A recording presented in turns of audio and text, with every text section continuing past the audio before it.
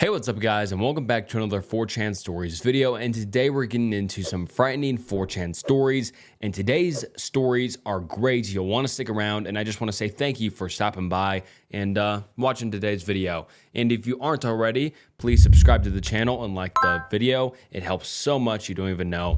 And yeah, today's videos are spooky, scary, and as the title says, frightening, and they're just really great. So if you're sleeping, studying, chilling, or just want to watch a frightening stories video, I've got you. And thank you so much for stopping by, like I said. And all right, without further ado, let's get into some frightening 4chan stories. This is the story of how I first heard about the Osage Reign of Terror. It's also the story of a man named Daryl, whose grandson Frank told me the story, and it starts off with what Frank called a ghost storm. I'm working in Oklahoma for a month. Boss man unexpectedly gives everyone the day off. With pay. Nice. I'm at my motel that night, sitting in the doorway, in a little collapsible chair, staring out at the field across from my room. It's late. Everyone else is asleep. I don't remember what I was thinking about, but at some point I hear a storm approaching. I love storms, so I sit there waiting for it. I hear it roll across the field towards me. It comes right up to my doorstep where I'm sitting. There is not a single drop of rain. In fact, the sky is perfectly clear, and I can see the stars. Not a cloud in sight. But I can literally hear what sounds like a heavy rain all around me. I kind of feel something brush past my face as the storm moves over the motel. Then everything goes quiet again.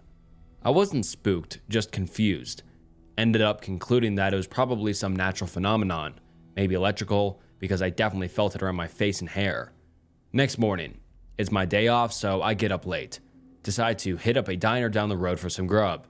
I missed the breakfast rush, so it's a ghost town in there. Just me and some old man drinking coffee at the counter. He strikes up a conversation with me. Basic small talk bullshit. I mentioned the weird occurrence the night before. Keep in mind, I'm still looking for a normal explanation. I asked the guy if he knows what it might have been. He seems interested. Asked me what I heard. I described the sound to him. I mentioned how I thought it was a storm at first, but there was no rain. The old guy's looking at me real intently now. He asked if I felt anything. Yeah, I felt something on my face and hair, kind of like walking through spider webs. Long story short, he mentions how there are stories of a ghost storm that passes through the area. People describe it as an intense hissing that sounds just like heavy rainfall. Pretty much exactly what I heard. He says in the stories, the storm passes over the person and that's it. Talk about a lame fucking legend. I'm in Snoresville. But the guy seems interested that I apparently witnessed it. He says most stories are from long ago, none really from the present day.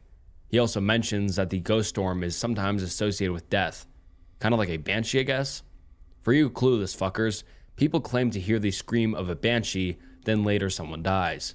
I mentioned this to the old man. Suggests that maybe the ghost storm is some sort of electrical phenomenon. Maybe Europeans experienced it when they came over. Associated the loud noise with the banshee from back home. And boom, you've got the local legend he describes. I pat myself on the back for solving the mystery. But the guy says no. According to him, the legend goes back to a meeting between the Osage and the Cherokee. He tells me that he's actually part of the Osage Nation. His grandpa told him the legend as a kid. He used to tell it to us every year, he says. Then he'd tell us about his own experiences. Okay, no more Snoresville. I love native history and especially love native lore.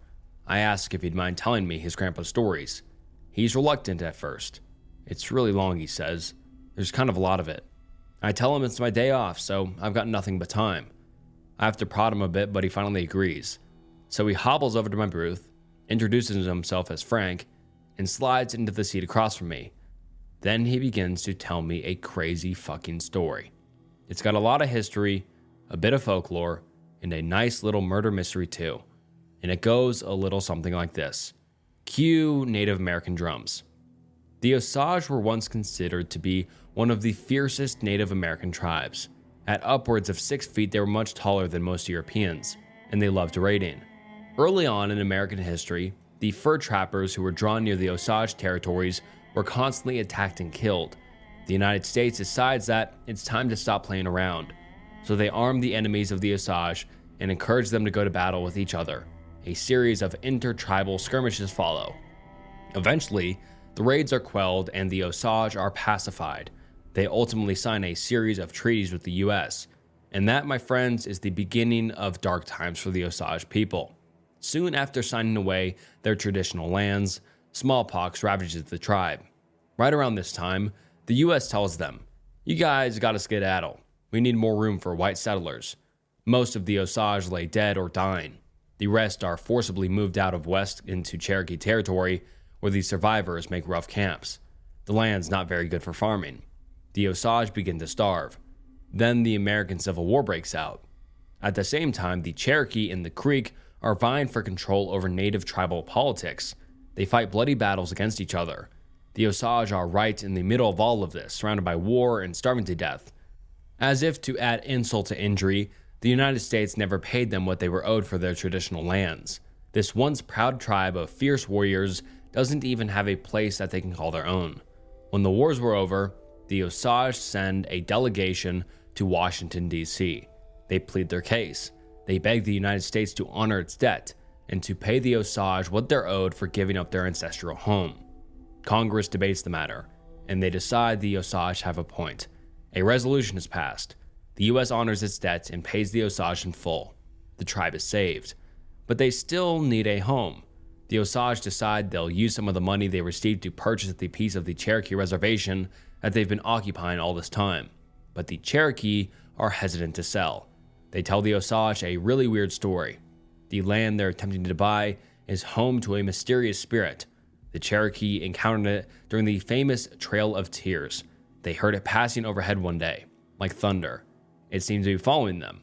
Its presence was like a roar of a river, and it scared the people. But their medicine man assured them, "It's just an old spirit," he said. "It doesn't like being disturbed." They asked him what sort of spirit it was. "It protects the land, and it is the land," he said. He told them all to keep marching and to stay out of its way, and it would leave them alone. The medicine man was old, and he died not long after. But the Cherokee did as he said. They kept away from the place where the spirit was most often heard. Over time, they simply stopped speaking of it altogether. The elders broke this taboo to warn the Osage. The land they were trying to purchase it, that's where the spirit lived. Obviously, the Osage are scared by this, but they're also not deterred. They've been living on that land now for quite a while, and they've never encountered the spirit the Cherokee speak of. Besides, they need a home, and they don't know what else to do. They insist on purchasing the land, and the Cherokee eventually sell. The Osage Reservation is born, and they lived happily ever after, right? Yeah, not exactly. Settlers continued to push further west. The Osage were concerned that ultimately they'd be shoved off their land again. The elders came together for a meeting to decide what to do. It's during this meeting, according to the legend, that a spirit appeared to them. It was just how the Cherokee described it. The spirit's presence was like a roaring of a river. The spirit told the Osage that dark days still lie ahead, that their home would be occupied by foreigners, that the land would be ripped apart and ravaged. It told them that it had watched over this place for a very long time, guarding it, but its time was coming to an end. It told the elders that they would need to watch over the land themselves now, and in exchange for taking on this burden, the spirit would reveal something to them that would allow the Osage to maintain control over their home. So the elders listened as the spirit explained everything. When it was finished, the spirit told them that it would always be there in the land, and that the Osage needed to remember it. Then it left. The sound of the roaring river left with it. The Osage leaders were amazed. One more time, they sent a delegation to Washington, D.C. This time, they didn't go to beg and plead. They went to negotiate. Following the spirit's advice, they sacrificed their land. They opened it for outsiders to use on the condition that the Osage would retain the rights to the subsurface of their reservation. The federal government agreed and passed a resolution sealing the deal. The terms laid out by the Osage meant that any minerals that might be discovered on their land, tin, gold, whatever, belonged to the Osage people. And as it turned out, their reservation was sitting on a gold mine. Not literal gold, black gold. One of the largest oil deposits in the entire United States. The Osage Nation was rich. The riches were evenly divided among the tribal members. Every Osage man and woman was given an equal right of the oil. This equal share was called a head right. Upon death, one's head rights would go to the next of the kin. Everything changed for the Osage overnight. Luxury cars and chauffeurs, fine clothes, you name it. And that's where Daryl comes in. Frank tells me that lifestyle attracted some real bad people. My grandpa told me about it. Daryl, Frank's grandpa, lived next door to a woman named Anna. She was a friendly, talkative lady, nice as could be. She was also Daryl's closest friend.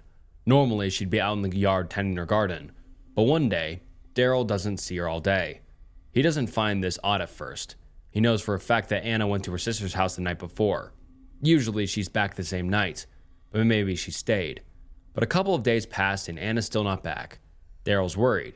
He decides to pay Anna's sister a visit to make sure everything's okay. She was right here the other night, Anna's sister tells Daryl, but she left. I thought she went home.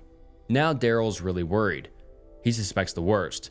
He marches up to the sheriff's office and reports Anna missing. A few days later, Anna is found, or rather, her body is, down in a gulch, gunshot to the back of the head. Daryl and Anna's sister go down to identify the body together. It's hard on both of them. For days afterward, Daryl can't get the image out of his head. Anna's lifeless face. She actually looked at peace. He thinks about Anna's final moments, imagining what it must have been like for her. He weeps. And that's just the beginning. When Anna's body is found, her head right goes to her mother, but 2 months later, her mother turns up dead too. Even stranger, the sheriff's office has ruled Anna's death as accidental. Accidental my ass, thinks Daryl. She had a bullet hole in her head. Daryl knows there was foul play, but can he prove it? And who would want to kill Anna and her mother anyway? It suddenly dawns on him. Maybe Anna was killed for her head right. Head rights go to next of kin.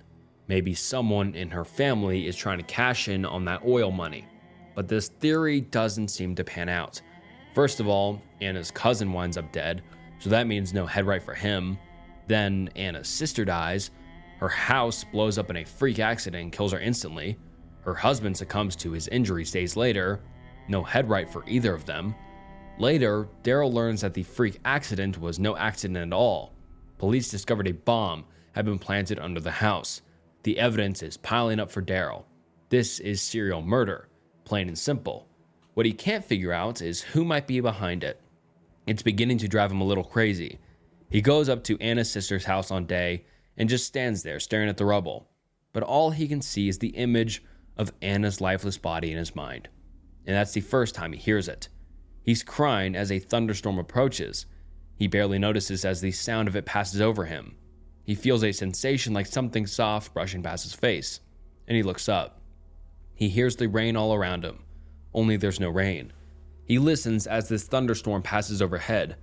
Then it's all quiet again. Daryl is stunned. He takes it as a sign. Anna's spirit is restless. She's calling him to do something so that she can be at peace. Daryl marches up to the sheriff's office. He volunteers to help with the investigation, says he can help make phone calls, dig through the files, whatever they need. But the sheriff tells Daryl that his grief will only get in the way. Go home and let us do our job. The sheriff stares him right in the eye as he says, I don't want you getting yourself hurt. It comes off as a threat. Daryl reluctantly leaves. But he's paying close attention now. He's paying attention when the sheriff's office arrests a man in connection to the deaths.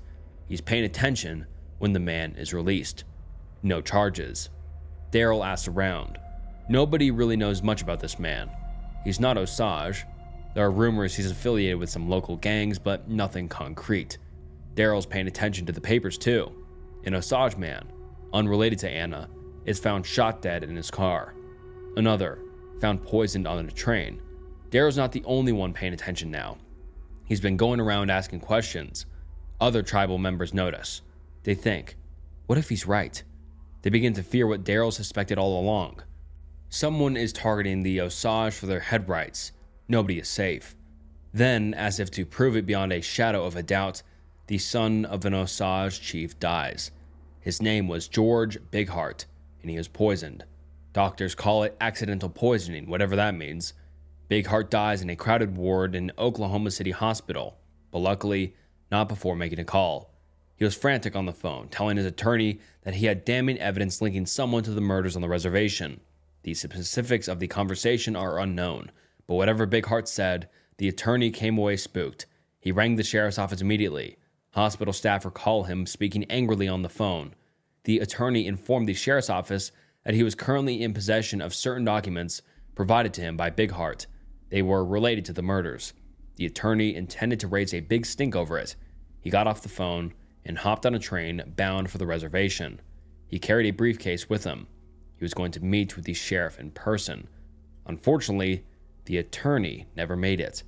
His body was found tossed off the train, his skull bashed in. The briefcase was missing. By this point, Daryl's at his wits' ends. He knows whoever killed Anna is still out there, and they're going to keep killing unless somebody does something. Well, somebody tries. It seems the mysterious deaths attract some attention. A group of well-dressed white men arrive on the reservation. They claim to work for a little government outfit called the Bureau of Investigation, later to become the FBI. Right away, it's clear that there's tension between the sheriff's office and the Bureau boys. There's never any public statement made about this, of course, but rumors spread. The sheriff's office is stonewalling the investigation, people say. Someone was found destroying evidence, documents. There's another rumor too. The non-Osage man that the sheriff's office originally arrested, the one who was never charged. People say he made a confession while in custody. In his confession, he implicated a man named Bill Hale. According to this man, Hale offered him money to kill Anna and her family. This revelation stuns Daryl. It stuns everybody, actually. Bill Hale is no obscure figure. He's a white man who's lived on the reservation for decades. Whereas the Osage tribe became wealthy overnight through their oil reserves, Hale earned his fortune slowly over time through the cattle trade. He's known to be shrewd, stubborn, and tough. People say he's got every local politician in his back pocket, tribal law enforcement too. He's been accused of crimes before, but never faced any jail time. If Hale was indeed involved in Anna's death, it would explain why the sheriff's office is stonewalling the Bureau boys. It might explain what George Bigheart knew too, and why he was poisoned. It would also explain the sheriff's odd warning to Daryl. I don't want you getting yourself hurt. It's not perfect, but at least Daryl now has a theory. Hale is attempting to increase his fortune by going after people's head rights. He's hiring men to do his killing for him. Maybe he's even got people on the inside too, family members that he splits the oil money with. The sheriff's office knows something about this. But are they really in on the murders, or are their hands simply tied by Bill Hale's power and influence? It doesn't really matter. Daryl's been looking for a fight, for a way to make himself feel like he's bringing Anna's killer to justice. It's decided. Bill Hale is behind the murders. That's all there is to it. Law enforcement is either protecting the cattleman, or they're afraid to go after him. Either way, Daryl has no choice. He's got to take the law into his own hands. Daryl imagines Hale ordering Anna's murder. He thinks of the sign he received from Anna that day at Anna's sister's house. These things cloud his mind. It's late in the day when he's driving home from work. The sun is setting when he enters his house to grab his gun. The reservation is dark as he marches towards Bill Hale's ranch. He's all alone. In the distance, a storm is coming. Hiking up a small hill that overlooks Hale's ranch, Daryl can make out 4 men who appear to be guarding the entrance. They're all armed, but Daryl doesn't care. He isn't thinking anymore. From where he's standing, he can see the main house on the ranch. Bill Hale's probably in there right now. He has a wife and children all around him. They're all still alive, and Anna's dead. Daryl makes his way down the hill. Like a possessed man, he marches towards his own death. The men guarding the entrance don't notice him at first. He manages to get pretty close before they do. One of the men shouts a warning, tells Daryl he's approaching private property. The man draws his weapon, shouts another warning. Daryl is almost at the gate now. He lifts his gun, fires off 2 shots, hits one man square in the chest, another in the arm. They both drop to the ground. The 2 men left standing draw their weapons and fire at Daryl, but he rushes behind a large barn. The sound of approaching rain is momentarily drowned out by a hail of gunfire. Daryl is concerned here, and he knows it. The moment that he steps out from around the barn, the men will unload their pistols. But he's not giving up. The plan was to reach the main house. Daryl's not going to stop till he gets there. Daryl's going to make Bill Hale pay. He readies himself to face the 2 men. He thinks, this is it. That's when the storm comes in. The roar spreads over the ranch. It sounds like rain, but there's not a drop in sight. Daryl feels the familiar sensation of something brushing past his face. On the other side of the barn, the men are shouting. They fire off a few rounds. But at what? The storm sound is almost deafening now. There's more shouting, but the gunshots have stopped. Daryl peeks out. The men are racing towards the main house. The air is filled with the hissing sound of a heavy rain. Daryl's eyes are drawn to the first two men he shot. They're lying on the ground. Daryl goes over and kneels beside them. The one he shot in the chest is obviously dead. But the one he shot in the arm? What happened to him? His face is swollen and purple, like he took a severe beating. He's not breathing. In the distance, the shouts of the men have become screams of agony. Daryl is frightened. What the hell is going on here? Somehow, in the midst of his fear, the image of Anna flashes in his mind. He looks at the two men he killed. The feeling of guilt overwhelms him. His fingers go numb, and he drops his gun. He scrambles to his feet and hurries away from the ranch. As he races home, he continues to hear the roar of a storm in the distance, and just under that, he can just make out the men's agonized screams. The next day, when Daryl wakes up, there's one thought on his mind. What the hell happened last night? He's not sure how to explain it. It's the same thing he experienced at Anna's sister's house, but more intense. It felt angry. Was it Anna's spirit? Or something else? Whatever it was, it saved Daryl's life. If it hadn't shown up when it did, Daryl would have stepped out from behind that barn, and Hale's men would have filled him with bullets. As he's thinking this, he remembers. I left my gun at the ranch last night. His heart sinks. The sheriff's office will find his gun. Or maybe the bureau boys will. It doesn't matter. They'll trace it back to Daryl. Then they'll haul him off to prison. For a brief moment, Daryl considers skipping town. But instead, he sits down and waits to be arrested. Maybe it's the guilt from killing those two men. Maybe it's the fact that he failed Anna. He was supposed to bring her justice. Whatever the reason, he sits there and waits for the authorities. While he waits, he picks up a book and begins to read. It's a book on Osage history. It's as he's reading it that he remembers a weird legend, a story about how the Osage bought their land from the Cherokee, and how the Cherokee warned them about a spirit that resided on the land. He remembers the description of it, a roaring like a river. Is that what he heard? According to the stories, the spirit went away, never to return. Did it come back last night for some reason? And if so, why? A squad car rolls up to Daryl's house right about then. It's the sheriff. He's alone. He calls Daryl over and says, "We heard there was a gunfight out on Bill Hale's property last night." Daryl is silent. He sees his gun sitting in the sheriff's passenger seat. 4 men are dead, says the sheriff. 1 man shot through the chest. 3 bludgeoned to death. Daryl thinks about the man with the swollen face. Were the other 2 men also found this way? That's 4 murders total. The sheriff should be arresting him by now. But instead, he grabs Daryl's gun and hands it to him. Unfortunately, no evidence was found linking anyone to the crime. Daryl doesn't move. The sheriff forces the gun into Daryl's hand. "Be careful out there," he says. "Whoever killed those men hasn't been caught. I don't need anybody else getting hurt." Before he leaves, he says one last thing. "I'm going to make things right." Then the sheriff pulls out of the driveway and drives away. Not long afterwards, Bill Hale is arrested. The Bureau boys were able to put a case together with the sheriff's help. The reservation breathes a collective sigh of relief. The murders have come to an end. Later, Daryl learns that Hale won't be charged for Anna's murder. There's too much missing evidence for that, but the Bureau was able to link Hale to the murder of Anna's cousin. He'll face life in prison for it. It's not exactly justice for Anna, but Daryl accepts it. A year later, he's visiting Anna's grave. It's the first time he's seen her stone. He realizes that all this time, he hasn't actually been looking to find peace for Anna's spirit. He never accepted her death. He didn't know how to let her go, so he wasn't able to find peace within himself. Seeing her grave makes it real for the first time.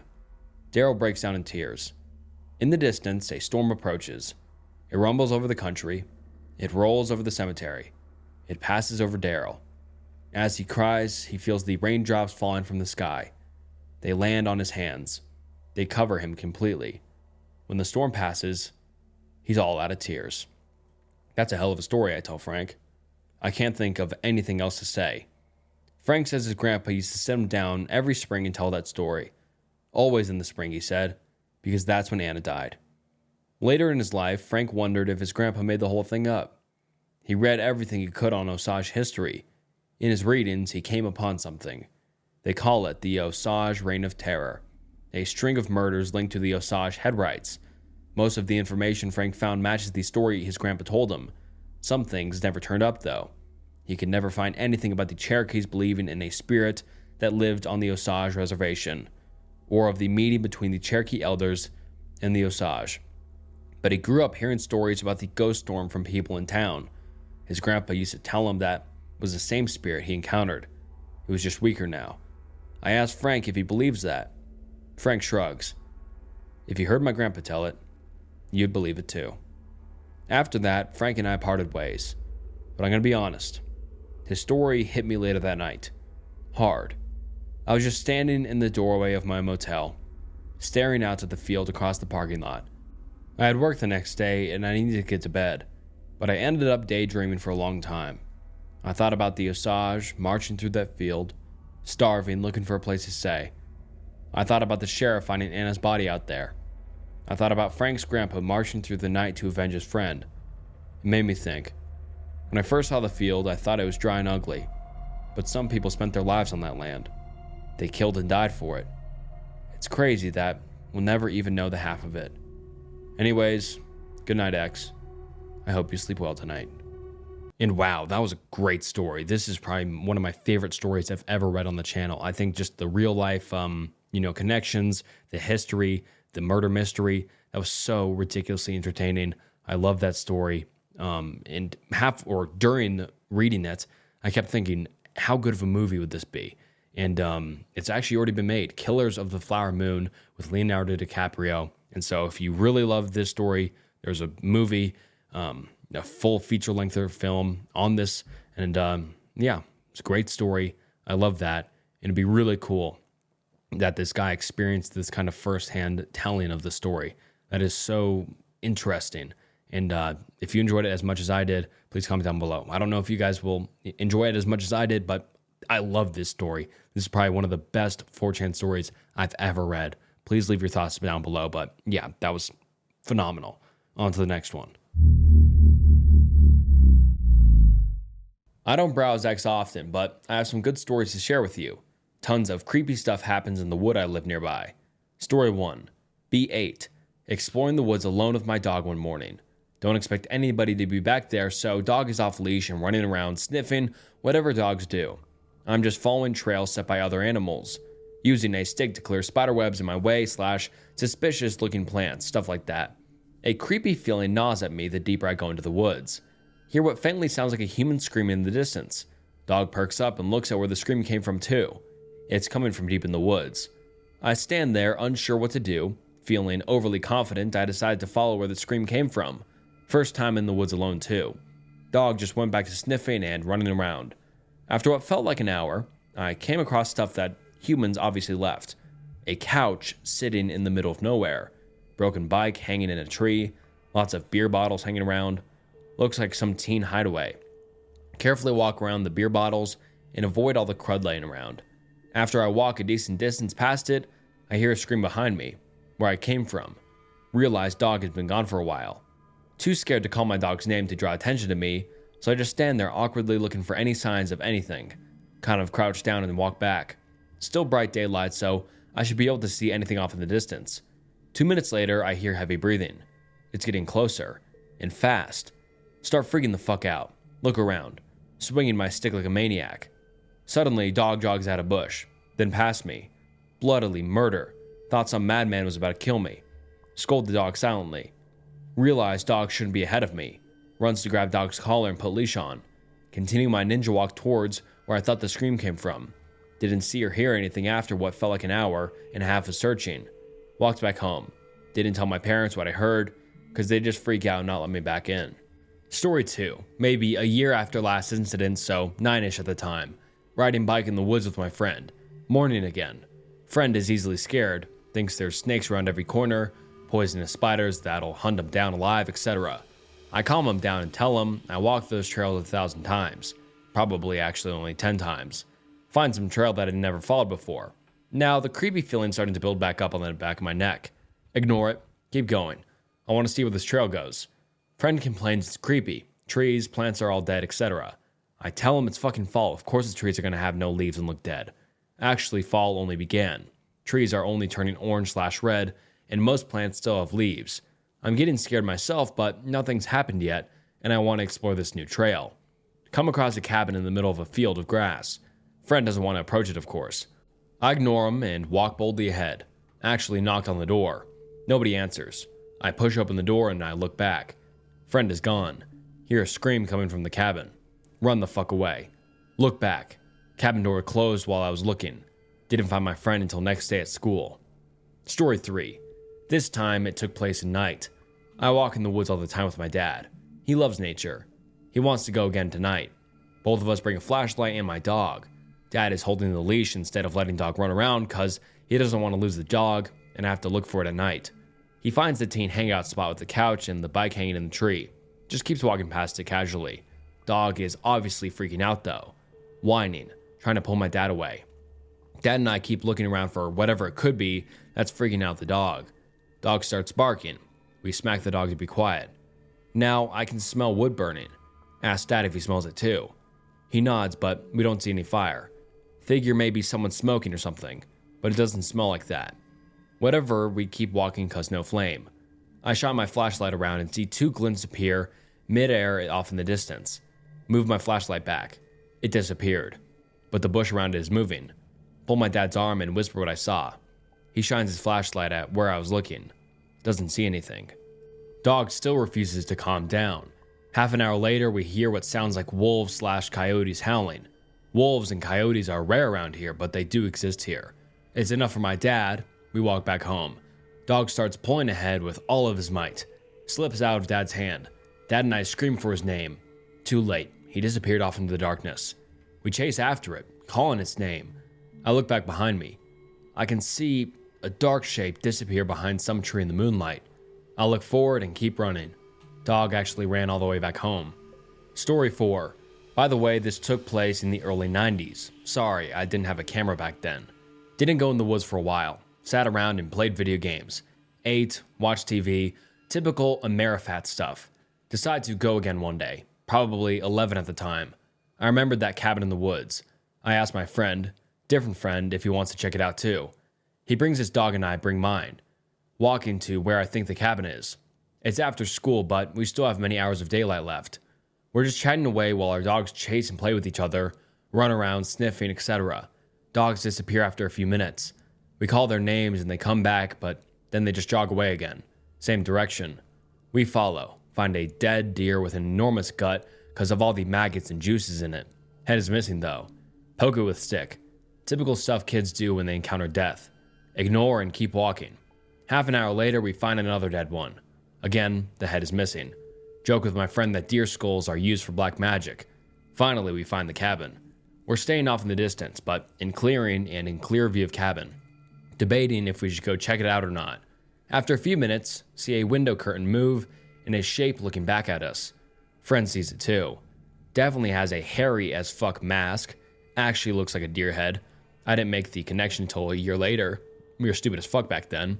On or something. Doesn't look fully human. We stand there not knowing what to do. Figure in cabin moves, the curtain back, and disappears. 2 minutes later, another curtain opens. This time it's upstairs. Same figure. It stares at us. We're getting nervous about what it's planning on doing, but we're too curious to leave. So we just stand there looking at each other for what feels like 10 minutes. Curtain closes and figure disappears again. Now we're getting scared, wondering what I'll do next. We walk back in the woods and hide behind trees while watching the cabin. The cabin door opens. Same figure with hairy mask. Steps out on the porch. Looking for us. Starts walking towards us. Oh shit. We Usain bolted back home. Later, a friend tells us we gotta go back there again. I refuse to go there without my dad. Story number 6. A year later, Dad still remembers his promise. Makes the preparation to spend a week in the cabin. Uses vacation time, everything. He's a determined fucker. Friend, his dad, and the 2 dogs are coming along too. We actually see the figure upstairs as we're walking towards it. We get to the cabin just before dark and knock on the door. Of course, we're ignored. Body slam time. Breaks open with less effort than last time. We get in, search the whole place. Of course nobody's there. Set up camp, water, food, books, guns, etc. We all slept together in the living room for protection. Dad decides him and friend's dad will take turns staying up. We didn't need to bring a lamp and oil, already was there. We light it and use it throughout the night. We told each other ghost stories and shit like that late into the night. Dogs started barking in the middle of the night. Wake up to find lamp burnt out. In the moonlight, I could see a figure outside looking in from the window. Freaked the fuck out. Figure disappears under the window behind the wall. Both dads jolt awake and grabs his gun. Nobody else saw the figure, but this time, we're much more careful. And all of us shared the watch duty this time. Nothing happened for the rest of the night, but holy shit, I was still freaking out that it got so close without alerting us. Next day, we cooked our food and ate breakfast. Just pretty much a normal camping experience for the rest of the day. We stuck together close though. Friend and I went exploring in the woods with my dog. I was entrusted with a gun. Dad and friend's dad kept the other dog. In the hindsight, it was a stupid idea to let us in the woods back then. If you fear for your child's safety so much that you have to give him a gun, just don't let him go. So we're walking around following trails, just having fun. Dog is kept on the leash though, because in the back of my minds, we are both terrified. Maybe some 4 minutes after exploring, we find another dead deer without a head. Man, this is getting old, I recall my friend saying. For me, it was just more evidence that it's still around. We find some stream and throw rocks into it. I set down the gun against a tree, and friend let go of the dog to let it run around as we relax and chat about girls. Eventually, we can't ignore the creepy feeling anymore. I get my gun, and we call the dog over. It doesn't come back. We nervously walk back to the cabin, still calling for the dog the whole time. Dad and friend's dad was sitting around in the living room with dog resting in between. When we get back, Dad asked if we found anything interesting. No, but now the dog went missing. He just froze for a moment. I don't think he even breathed. Calmly got up and everybody went looking for my dog. Never came back. We kept looking around until just before dark. We went back into the cabin only to find everything trashed, all of the water gone, all of the gas gone, all of the food and bullets were thrown around outside of the cabin and stomped into the dirt. The guns themselves were emptied of bullets and our flashlights were destroyed. Bullets are useless. We don't have any food or water or any light. Fuck. We still had a handful of bullets, one gun, and one flashlight that we brought with us when we went looking for the dog. We decided to spend the night in the cabin instead of walking through the woods in the dark with barely any protection. Decided to huddle together again in the living room. This time, 2 out of 4 people are on watch duty at all times. Nobody slept well that night, so we really, all 4 of us, were awake half of the time. Whenever someone had to use the bathroom, we took the dog and the flashlight with us.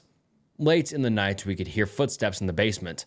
Dog perked up its ears, and I woke up my friend. Dad grabbed his gun, and everyone just listened. Sounds like footsteps just walking around. This continues for maybe an hour before Dad decides to go check it out. None of us want him to go alone. We all huddle around him as he holds the gun and slowly opens the door leading downstairs. Everybody get on the floor. Walks the dinosaur. Just kidding. Perfect time for that though. By the time the door creaks open, the footsteps have stopped. Dad actually stands at the top of the stairs for what feels like a minute before he took another step. He points down the gun, aiming just in case anything wants to jump.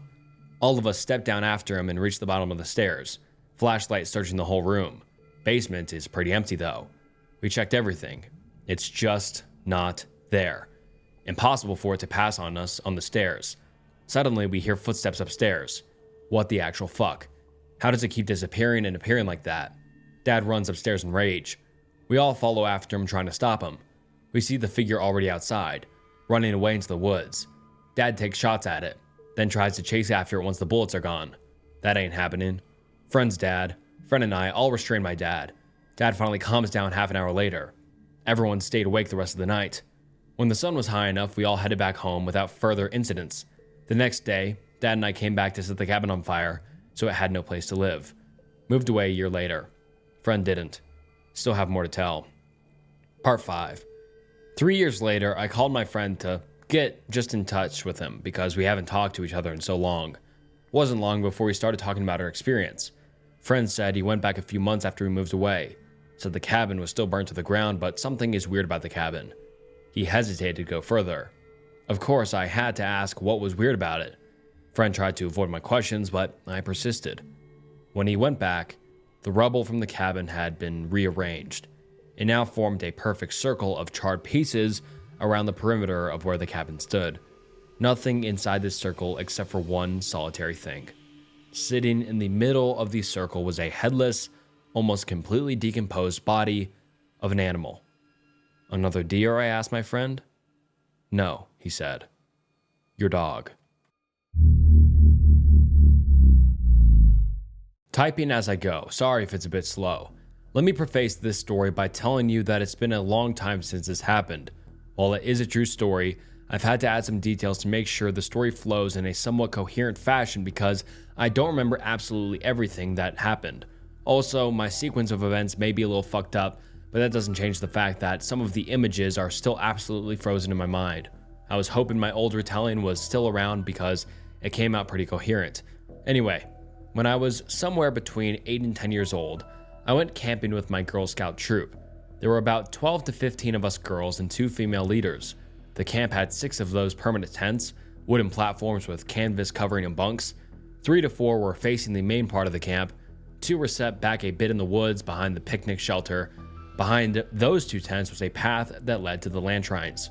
On the first day, we all picked out our sleeping spots, and our tent was 1 girl short.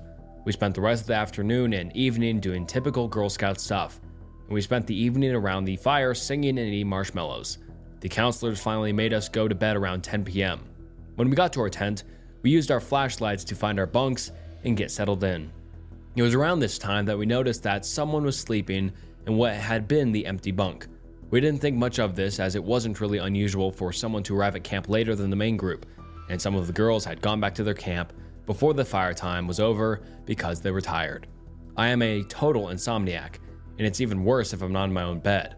This was true even back then. I tossed and turned, trying to force myself to fall asleep that night, but it just wasn't happening. After doing this for over an hour, I heard the springs of one of the other beds squeak like someone was getting up. I turned my head to see someone standing up from that previously empty cot. In the very low light, I could just make out the figure of someone standing, pausing for a moment, and then moving towards the front entrance of the tent.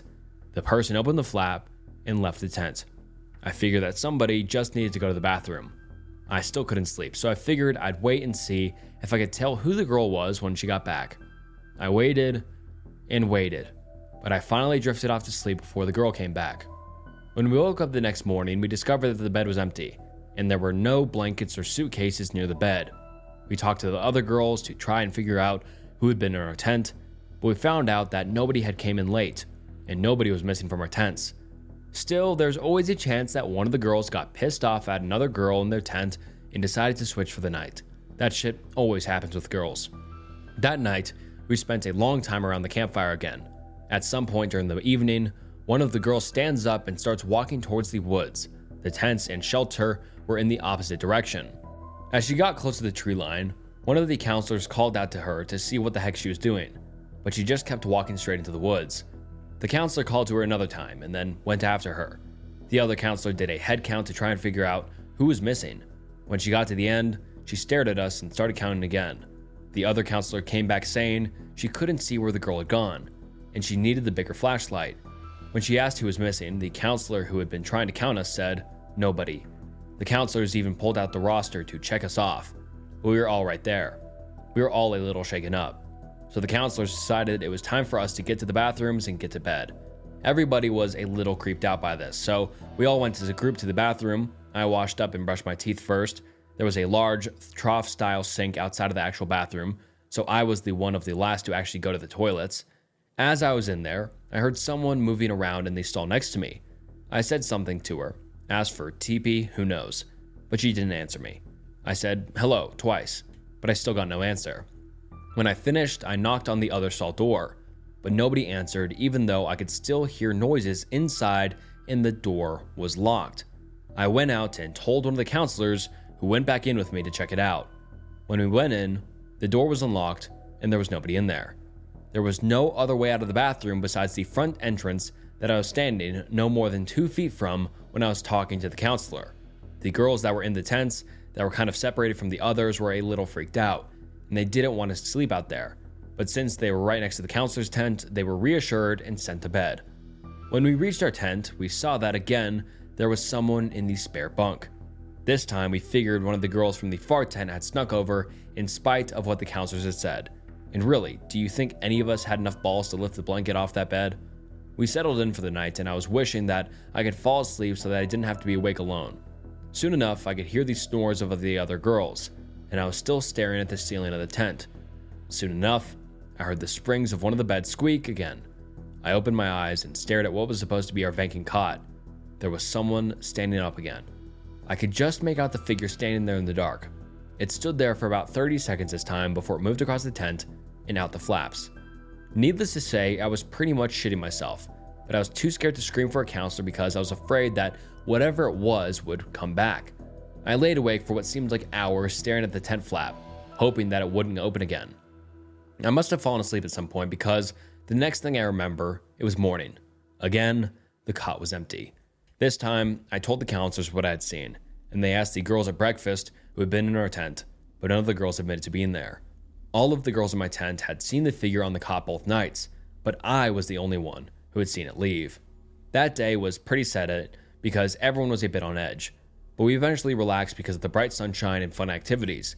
In order to keep our minds off of that evening, the counselors planned for us to have a bunch of snacks and games around the campfire that night. We had stuff for the little hand pies, banana boats, s'mores, and cinnamon apples. We were all planning on making absolute pigs out of ourselves. The counselors set up all the goodies in the picnic shelter, which was 30 to 40 feet from the campfire ring. The girls would go over and set up their snack and bring it back to the fire to cook it. When I went over, there were a few girls finishing up their snacks and they left before I had finished up making my banana boat.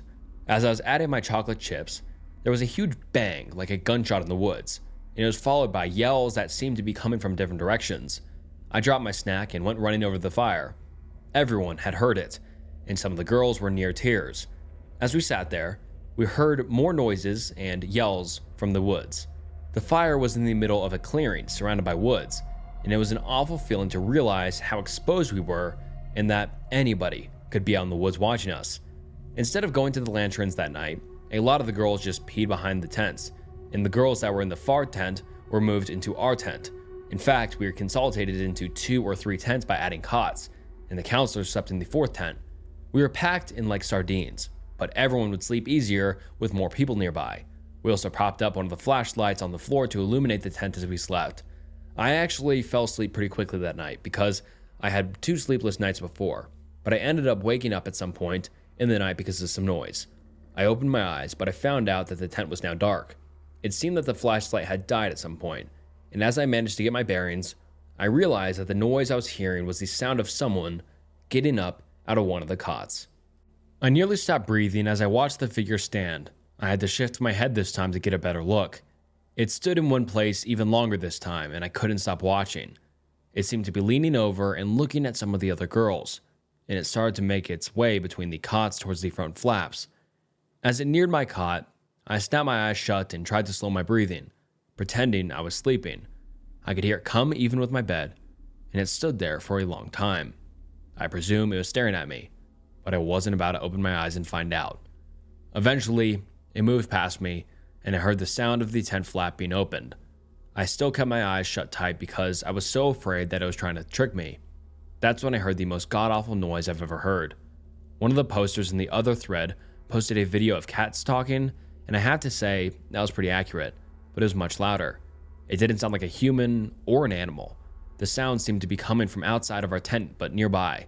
But all of a sudden, the girls in the next tent started screaming like they were being murdered. Of course, our tent responded in kind, and all of our flashlights were switched on in rapid succession. We could hear the other girls still screaming and running out of their tent. We all stumbled out of our tent to see what the hell was going on. By the time we made it out, most of those girls were near the fire pit, and the counselors were headed for them. From what the girls were able to relate, they heard the horrible noise outside, and that's when they saw someone or something enter their tent. In all of the confusion, nobody saw exactly what had entered, but they had seen the figure open the tent flap. The counselors tried to console the girls, but the one that was particularly brave took a flashlight and headed toward the tent. She searched the tent, but she couldn't find anyone or anything. We spent the rest of the night all jammed together in a group near the fire, and not a single one of us got any sleep. The next morning, we decided to pack up and leave early after one of the counselors discovered that the door to the dining hall had been opened, and things had been moved around. Nobody but the counselors had access to the dining hall, and the doors had been padlocked the night before. Wow, that last one was creepy. And as the title says, frightening. And that wraps up today's 4chan stories. And I loved all three of these. The first and the third were my definite favorite. The second one was creepy, had a great ending. But yeah, I hope you enjoyed these three as much as I did.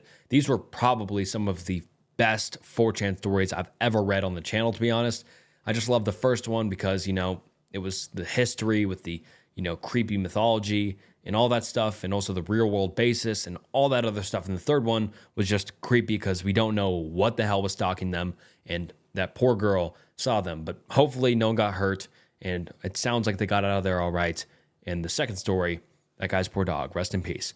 And that wraps up some frightening 4chan stories. I hope you enjoyed the video. If you did, please comment down below. And if you'd like to see more videos like this in the future, please comment down below as well. I read every single comment. And please like the video. It helps so much. And subscribe to the channel. I'd love for you to join the community. And yeah, all right. Without further ado, that wraps up today's video.